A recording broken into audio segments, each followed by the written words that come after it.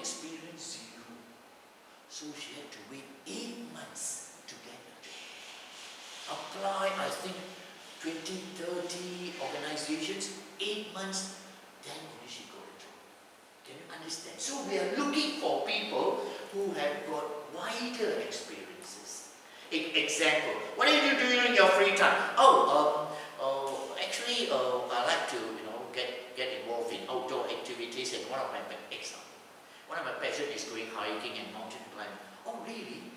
Can you please explain your experience? Okay, one of the things that I did in Malaysia is to go on a hiking trip with my friends and my lecturer, and then it was a good day. We went there out in nature, in the jungle, going up a hill. It was challenging, it was excellent, we had a good time, but on the way down from that hill back to our car, it started raining. Then we understood that in life there are certain things in our control, certain things not in our control. So I looked at the rain, enjoyed that rain. And because of that experience, I realized in life there are certain things in my control, certain things not in my control. But if I can look at the positive side of things I do like, then I think life is better, life is easier. See, if you can say that, immediately they know you're a positive person. Can you understand that now? Alright? So that's what I want to talk to King later. You see, don't shut yourself, don't limit your experiences.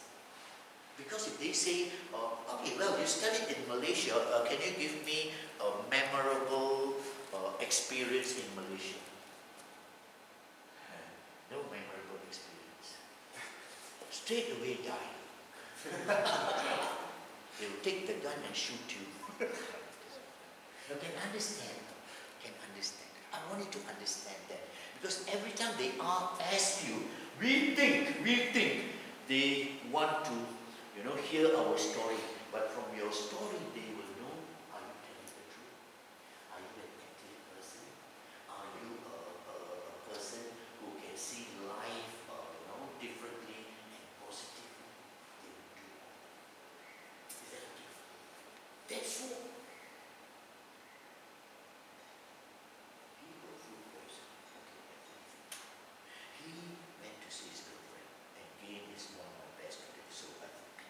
I said, go. And you?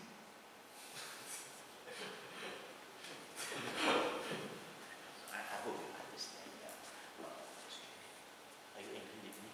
Yes. You must be angry. That's it. Good. You must be angry. Then only you will, do the right thing. Okay? So case studies.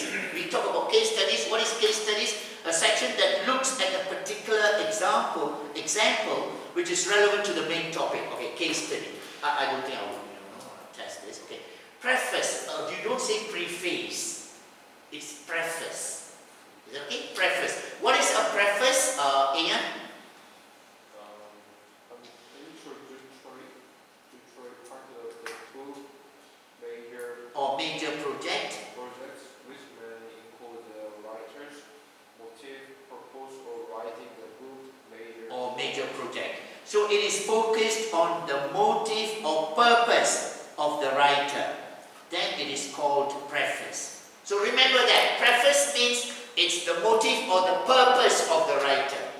Then you write a preface. Okay, this study is done because you give your reasons. Why are you doing this assignment or this study? Is that okay? Selena, okay? Alright, okay, next. Index. What is index? Austin? Index is the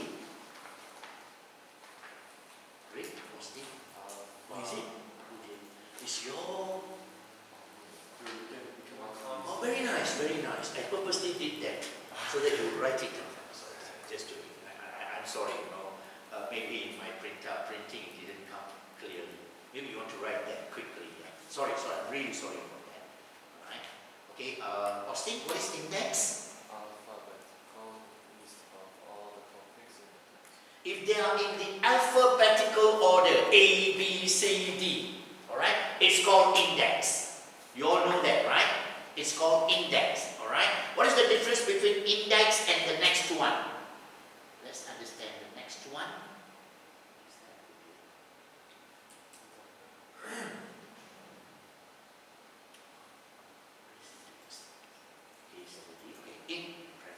Index.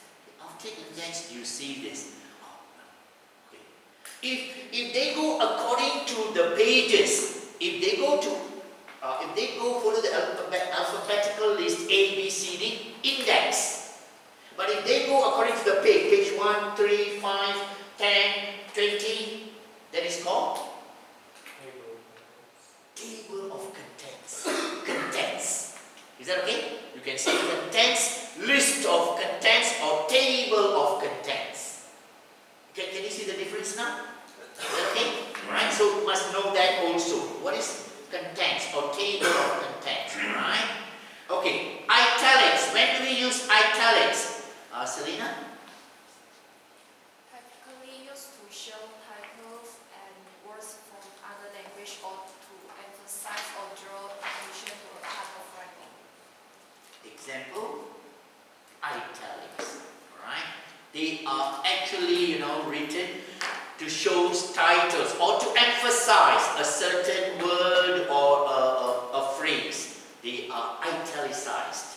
Italicized means it is slanted. You all know that, right? It's slanted.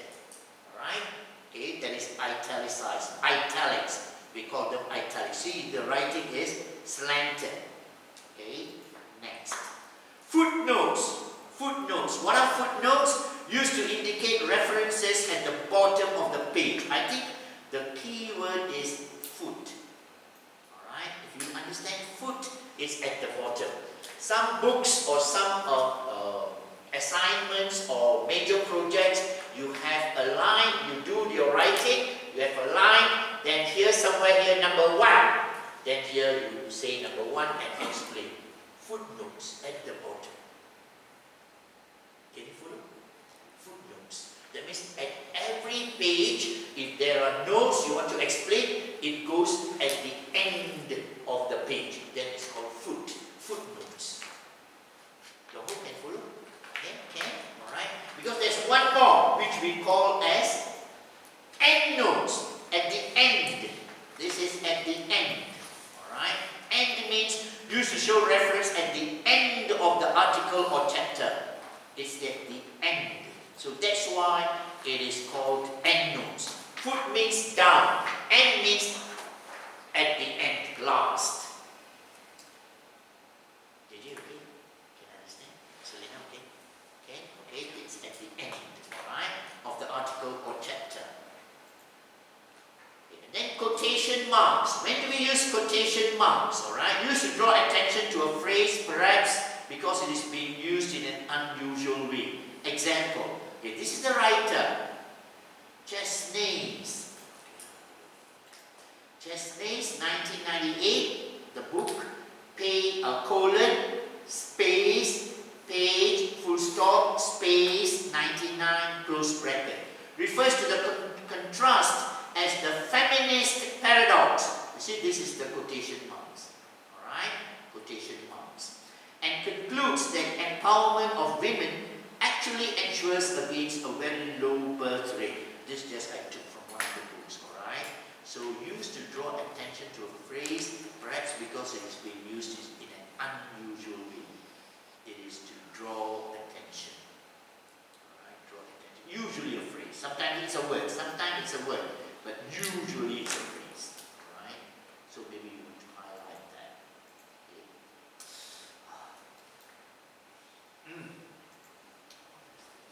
Draw attention. Okay, pull your attention. Draw attention here means pull your attention. Alright? Is that okay? That's quotation marks. Is that okay? Alright? Okay, now let's go to plagiarism. So far, any questions? So I think we have about 10, 12 contents. Alright, we have 10, 12 elements in academic writing.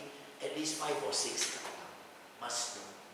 Is that okay? Must understand. Once you understand, then you read, you know what's the answer.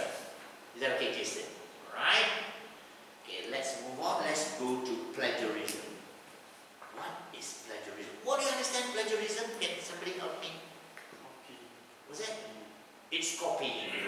copying without acknowledging the original writer. Is that okay? So plagiarism, is that a good thing or bad thing? I think most students do. Good thing. Bad thing. Okay, JJ, can we open the window for you? Now, as students, it makes your life easy. But it doesn't make you better. Can you understand that? Yeah? You know, I understand, you know, but when I was in UK, I learned that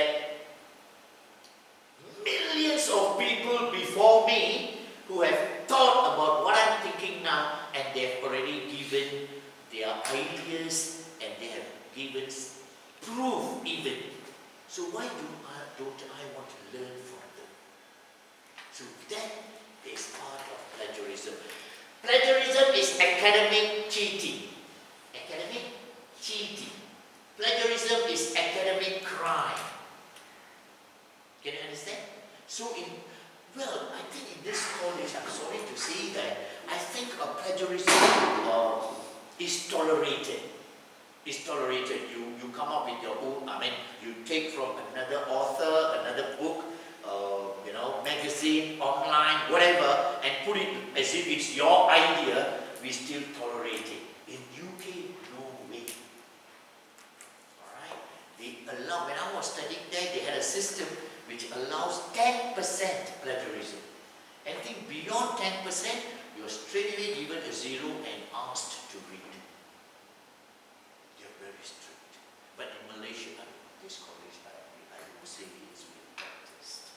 Is that okay? So don't get involved in plagiarism. Whatever it is, acknowledge the writer. See, when you acknowledge the writer like this, like this, Chesney's 1998, page 99, you are actually telling you are reading. That means you are a good student. Can you understand? No need to say this is my own idea. You just write as if it's your idea. No. Because one read only if the lecturer is good.